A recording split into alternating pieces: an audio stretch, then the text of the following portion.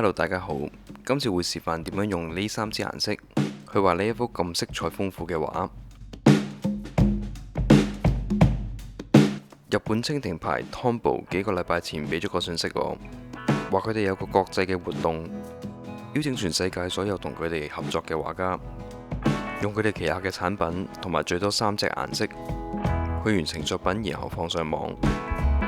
聽到啲咁有挑戰性嘅嘢，又好似幾好玩咁，所以我就參加咗呢個活動。喺開始構思呢幅畫嗰陣時呢，我想盡可能發揮呢3支水彩筆嘅潛能，所以想顏色豐富啲，又想畫啲開心啲，介紹一下關於香港嘅嘢。諗下諗下就構思咗呢幅畫。故事係講一個女仔好開心咁，帶住一隻佢收養咗，但係又俾佢嚇到傻咗嘅浪浪小貓，踩單車欣賞元朗大棠嘅紅葉。講下今次用嘅物料先，首先係呢3支水彩筆，我就揀咗3原色黃、紅同埋藍，然後係呢3支唔同粗度嘅水筆，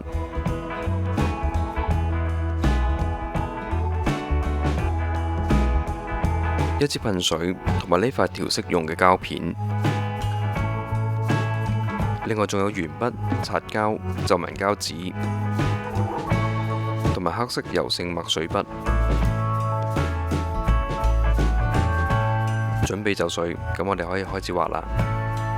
準備一張 A4 水彩紙，用鉛筆起稿。今次個構圖係喺低角度，所以定咗個消失點喺低位。關於透視圖同埋消失點，大家可以睇返右上角連結嘅視頻。定好位之後，首先簡單咁畫咗個女仔嘅骨架同埋單車，之後可以畫返肌肉同埋衫，畫埋貓咪個位，同埋佢好似坐緊過山車個樣，加返幾隻香港成日見到嘅蜻蜓，增加畫面嘅動感。想講返呢，今次會出多一條關於呢幅畫嘅影片，嗰一條片會有較慢嘅畫畫速度，俾大家參考返完整嘅畫畫過程。我亦都會將每個畫畫階段嘅時間放喺嗰一條片嘅 description 度，方便大家選擇。有興趣嘅話，可以撳返片尾嘅 link。再修改一下之後，鉛筆稿就完成啦。之後我會用黑色油性筆框線，我今次淨係用右嗰邊嘅筆頭去畫。用墨水筆勾完線之後呢，就可以開始上色啦。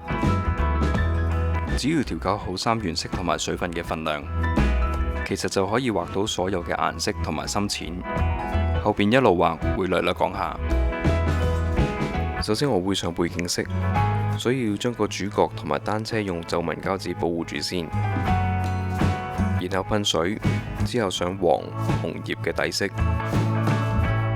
呢個過程同我之前畫嗰張印第安女孩一樣，大家可以參考返我之前畫呢張畫嘅影片。喺呢度我就唔再重複，我會放呢張畫嘅 video link 喺片尾俾大家參考。用風筒吹返乾張畫之後呢，就可以撕走皺紋膠紙。再用細啲嘅水筆點返啲深啲嘅顏色，之後畫地面同埋紫色嘅影，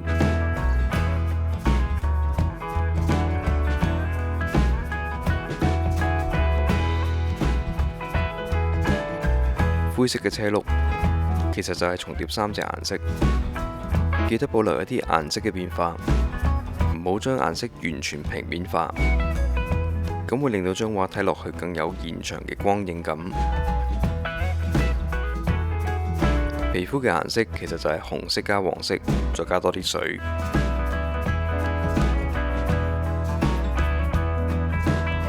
影嘅部分就用少啲水分嘅顏色。T 恤同埋褲我都係用咗冷色去處理，咁樣就會同暖色嘅背景有對比。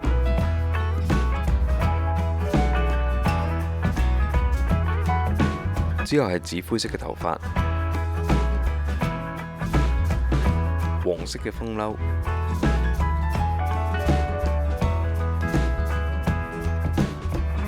單車，剪咗異國嘅浪浪貓仔同埋佢藍色嘅草帽，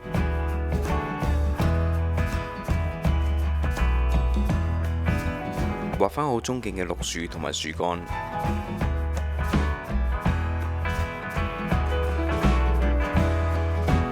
上返啲背景嘅顏色，執返後期整體效果嘅顏色處理，令到成個構圖更完整，同埋令人物更加明顯。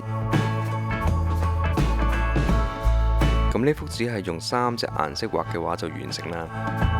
睇返呢個畫面都覺得好開心。多謝大家睇呢條片，希望大家鍾意，記得幫手撳 like、share 同埋 subscribe 啦。